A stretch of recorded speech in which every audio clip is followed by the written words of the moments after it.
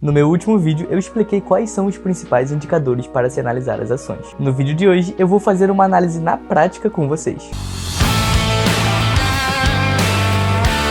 Fala, meus queridos, meu nome é Marcelo Xavier, sejam bem-vindos a mais um vídeo do Templo do Investidor. Já deixa seu like aqui embaixo, se inscreve no canal e ativa o sininho para não perder nenhum conteúdo.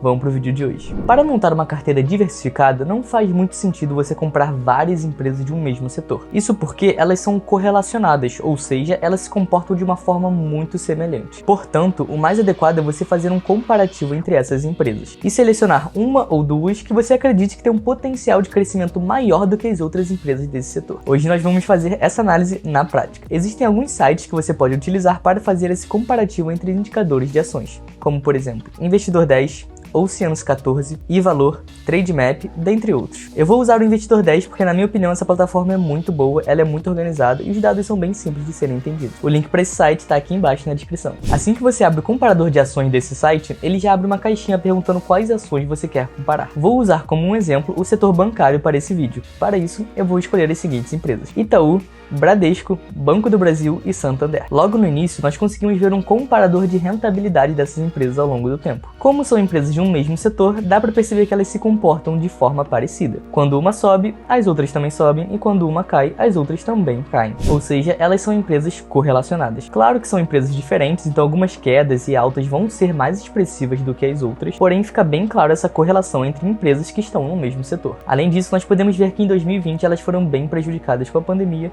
e estão numa fase de recuperação. Um pouco mais abaixo, nós temos acesso aos indicadores dessas empresas. Existem mais de 30 indicadores que você pode analisar entre elas, porém, eu vou filtrar apenas aqueles que eu considero serem os principais para a gente fazer a nossa análise. Vamos começar olhando para o P sobre L, que é o preço sobre lucro. Só lembrando que esse indicador mostra quanto tempo demoraria para recuperar o nosso capital investido, caso a empresa mantivesse lucros constantes. Quanto maior for o P sobre L, mais caro está a empresa. Isso porque o preço da ação está muito acima do que o lucro que a empresa gera. Podemos ver que o P sobre L das empresas fica em torno de 7, com exceção do Banco do Brasil, que parece estar bem mais barata com um P sobre L de 4,8.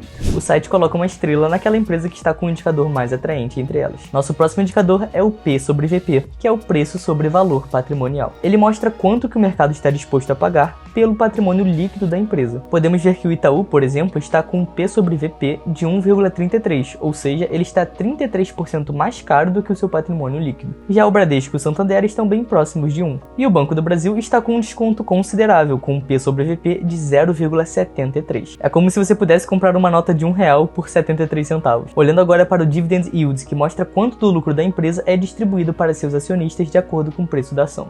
Itaú e Bradesco estão bem parecidos, entre 3% e 4%, enquanto o Banco do Brasil e Santander estão bem altos, entre 8% e 9%. Vale lembrar que esse indicador olha para os dividendos distribuídos nos últimos 12 meses, ou seja, nada garante que eles distribuirão esse mesmo valor daqui para frente. Eles podem distribuir menos, mas eles também podem distribuir mais. Para ter uma ideia se essa distribuição foi alta ou não, você pode olhar para os dividendos distribuídos nos últimos anos. Nosso próximo indicador é a margem líquida. Nós também temos acesso à margem bruta no site. A diferença entre elas é que a margem bruta leva em consideração o lucro bruto gerado da receita, e a margem líquida leva em consideração o lucro líquido. O lucro bruto considera só os custos relacionados à produção, enquanto o lucro líquido leva em consideração todos os custos da empresa, como por exemplo impostos, salário dos funcionários e contas a serem pagas. Na margem líquida, o Bradesco se destaca com uma margem de 15,32%, ou seja, a cada R$100 de receita para o Bradesco, R$15,32 se torna um lucro. As outras empresas ficam entre 12% e 13%, que não é algo muito distante também. Nosso próximo indicador é o ROI, que é o Return on Equity.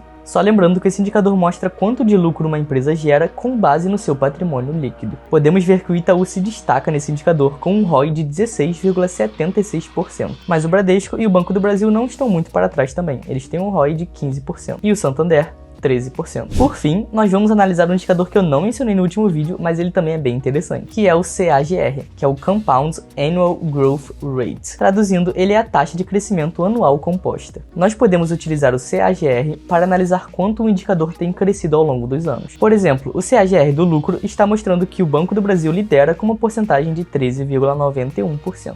Isso indica que o lucro do Banco do Brasil tem crescido ano a ano uma taxa de 13,91% olhando para para os últimos 5 anos. Repara que esse indicador para o Itaú está em 3,91%, o que indica que a taxa de crescimento do lucro da empresa está bem menor do que o dos seus concorrentes. Você poderia pensar que o Itaú já está muito grande e agora, para agradar os seus acionistas, eles vão distribuir muitos dividendos. Mas nós vimos que o dividend yield da empresa também está bem baixo. Ele está em 3,5%, enquanto o Santander e Banco do Brasil, por exemplo, estão em mais do que 8%. Então não parece ser esse o caso. Mas e aí? O que você tem a dizer sobre isso? Eu vou deixar essa conclusão com você. Vamos agora juntar tudo que nós vimos para poder ter uma análise mais embasada. Primeiramente, olhando para o P sobre L e o P sobre VP, nós percebemos que o Banco do Brasil está bem mais barato do que os seus concorrentes. Além disso, ele também está distribuindo mais dividendos. Com o CAGR, nós percebemos que o crescimento do lucro da empresa também tem se destacado. E nos outros indicadores que ele não é líder, como por exemplo a margem líquida e o ROI, ele também não está muito para trás. Pô, Marcelo, então é isso, eu vou comprar Banco do Brasil, mano. Tamo junto. Calma, meu querido. Nesse momento, a gente precisa ter um olhar um pouco mais crítico para entender o porquê que isso está acontecendo. Afinal, não existe bobo no mercado. Ou você acha que dentre milhões de investidores aqui no Brasil, só nós estamos vendo essa oportunidade? Vamos entender o contexto em que nós estamos vivendo. O Banco do Brasil, ele é um banco estatal, ou seja, ele tem risco político. E esse ano nós temos eleição com uma disputa muito forte entre o Lula e o Bolsonaro. A incerteza de quem será o nosso presidente e as medidas que esse presidente tomará para o Banco do Brasil deixam as pessoas um pouco receosas de investir na empresa, e isso reflete no preço barato da ação. Um outro ponto para se pensar, que é um pouco mais abstrato do que você só olhar para os indicadores da empresa, é o seguinte: o que você acha dessa empresa? Você tem conta no Banco do Brasil? O que você acha da qualidade dos produtos, dos serviços e do atendimento dessa empresa? Você acredita no futuro deles? E por fim, você se tornaria sócio do Banco do Brasil? Afinal de contas, no fundo, isso que é comprar uma ação, você se tornar sócio de uma empresa. Você pode pensar, por exemplo, que esses bancos grandes e tradicionais não fazem tanto sentido assim investir mais hoje em dia, e que vale muito mais a pena colocar o seu dinheiro num banco digital como o Nubank ou o Banco Inter, que tem um potencial de crescimento muito maior. Claro, isso é apenas um palpite. Enfim, são muitas perguntas que só você pode responder. Só você pode decidir se você está disposto a correr os riscos de se investir na empresa. Espero que esse vídeo tenha te ajudado a entender como analisar indicadores entre diferentes empresas de um mesmo setor. Vale lembrar que isso não foi uma recomendação de compra. Fica de dever de casa escolher um outro setor para você também fazer essa mesma análise. Deixa aqui nos comentários se você tiver alguma dúvida. Eu fico por aqui, um grande abraço e até a próxima.